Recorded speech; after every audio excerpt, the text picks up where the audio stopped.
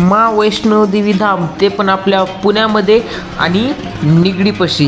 तर नेमकं हे धाम आहे कसं, कुठं आहे, तर हे मी सांगणार आहे. तर चला मग.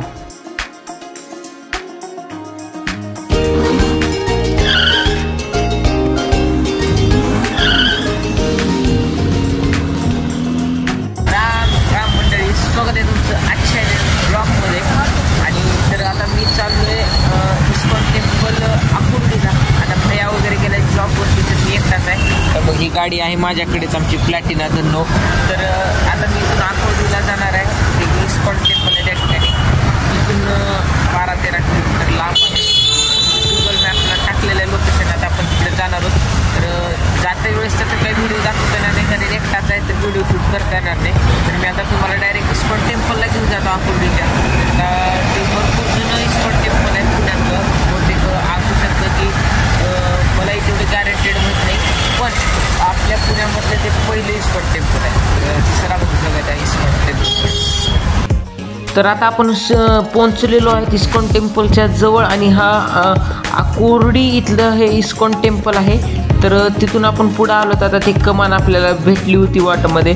तर आता हे जे तुम्हाला पत्र्याच्या पलीकडे दिसत आहे, तर ते इस्कॉन टेम्पल आहे, जे की भरपूर मोठं आहे. आणि मी ऐकले की सगळ्यात मोठं म्हणजे जुनं इस्कॉन टेम्पल आहे. तर त्याच्या पुढं गर्दी वगैरे बघा, भरपूर अशी पब्लिक होती या ठिकाणी. तर आता आपण चाललो इस्कॉन टेम्पलच्या आतमध्ये. हे कमान म्हणजे मेन द्वार जे आहे इस्कॉन टेम्पलचं, जिथून आता आपण आतमध्ये चाललो. सुंदर असे दुकान वगैरे या ठिकाणी आहेत इस्कॉन टेम्पलमध्ये. मग छान छान दुकान आहेत, जिथं आपल्याला भरपूर काही पूजेचं सामान वगैरे या ठिकाणी उपलब्ध होतं. त्यासोबतच या ठिकाणी मला हे कपड्याचं शॉप पण दिसलं, जिथं की 30% डिस्काउंट पण चालू होतं. याच्यावर भरपूर सुंदर सुंदर कपडे वगैरे होते या ठिकाणी. पण कपड्यात काय आपल्याला तेवढा इंटरेस्ट नाही, त्याच्यामुळे मी कपडे काही घेतले नाहीत. पण त्या दुकानातून मी सुंदर अशा 2 वस्तू मला भेटल्या, जे की मी तुम्हाला व्हिडिओच्या पुढे सांगितले. त्याच्यासाठी व्हिडिओ कंटिन्यू बघत राहा. आणि सुंदर असा हा व्हिडिओ आहे. आणि त्यासोबतच सुंदर अशी ही शेषनागावरती विराजमान असलेली श्रीहरी विष्णू आणि माता लक्ष्मीची प्रतिमा या ठिकाणी आहे, जे की भव्य दिव्य आहे. आणि हे सजावट वगैरे जे आहे, तर श्रीराम प्रतिष्ठेचं जे होतं, मूर्ती प्रतिष्ठा जी होती, तर त्या दिवशी हे केलेली सजावट आहे 22 तारखे दिवशी. तर सुंदर असं हे मंदिर आहे. तुम्हालाही जर पुण्यात असाल तर हे निगडी आणि आकुर्डीच्या जवळच हे इस्कॉन टेम्पल आहे.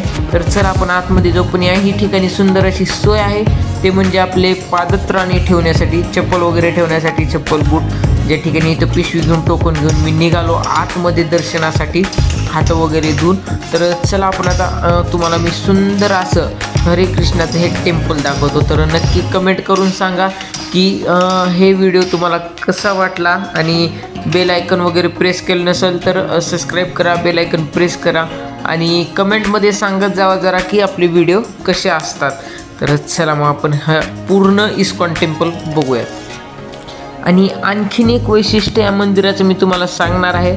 तर ते म्हणजे हे सुंदर असे डिझाईन वगैरे तर दरवाज्यावरती पाहिलीच, पण आतूनही पूर्ण मंदिर जे आहे तर हे लाकडी बांधकामाचं आहे. मी म्हणलं ना तुम्हाला, हे खूप जुनं मंदिर आहे. तर हे लाकडी नंतर रिनोव्हेशन वगैरे झालेलं आहे, पण लाकडीच बांधकाम वगैरे जे तर या मंदिराचं या ठिकाणी दिसतंय. सुंदर असं लाकडी काम या ठिकाणी केलेलं आहे. लाकडांचा उपयोग करूनच हे मंदिर वगैरे तयार केलेलं आहे, तुम्हाला हे लक्षातच येईल.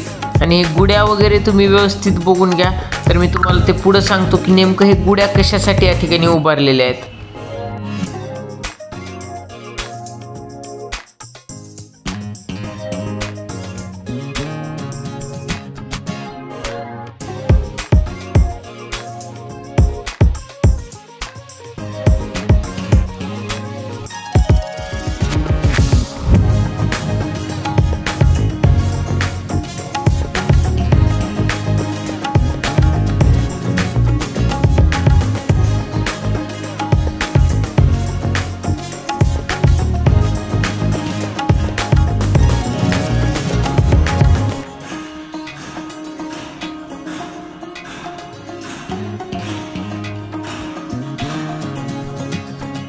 तर नक्कीच तुम्हाला ही हरे कृष्णाचा दर्शन घेऊन खूप छान वाटलं असेल.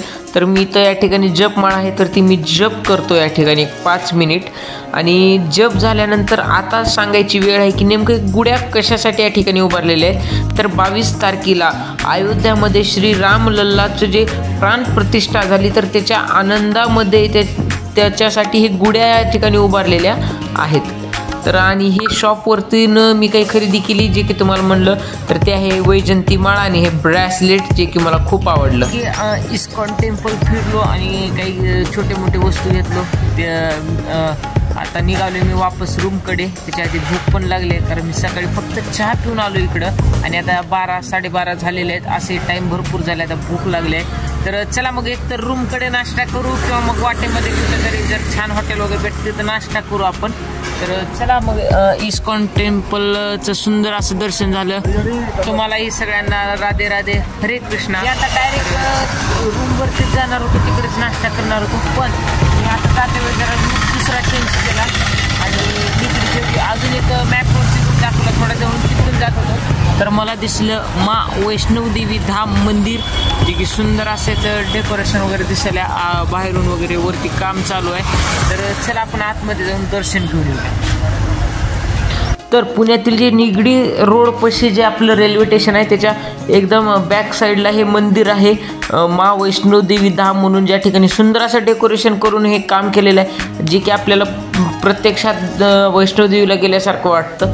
वरच्या साईडचं थोडंसं काम बाकी आहे पण बाकीचं ह्या ठिकाणी जे आहे तर सुंदर असे डोंगरातल्यासारखं हे मंदिर जे आहे तर या ठिकाणी केलेलं आहे. या ठिकाणी शनिदेवाची पण स्थापना केलेली आहे. आणि तसंच आपण पुढं आलोत की मंदिराच्या उजव्या बाजूला इकडे एक मारुतीराय आहेत आणि तसेच इकडे पंचमुखी मारुतीरायाची सुंदर अशी प्रतिमा आहे जी की मला तर खूप आवडली. ही प्रतिमा तुम्हाला कशी वाटली कमेंटमध्ये सांगा.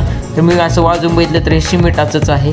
तर मला वाटलं ते आपण जसं थर्माकोल टाईप आहे तसं आहे पण एकदम मजबूत हे पूर्ण सिमेंटाचं केलेलं आहे, एकदम छान आहे. आणि हे मेन मंदिर केलेलं आहे जे की आपलं वैष्णवदेवी मंदिर आहे जिथं वासुदेवची पण भेट झाली आहे बघा. तर चला आपण देवीचं दर्शन मी तुम्हाला करून आणतो. तर देवीचं पण सुंदर अशी प्रतिमा जी आहे तर या ठिकाणी होती.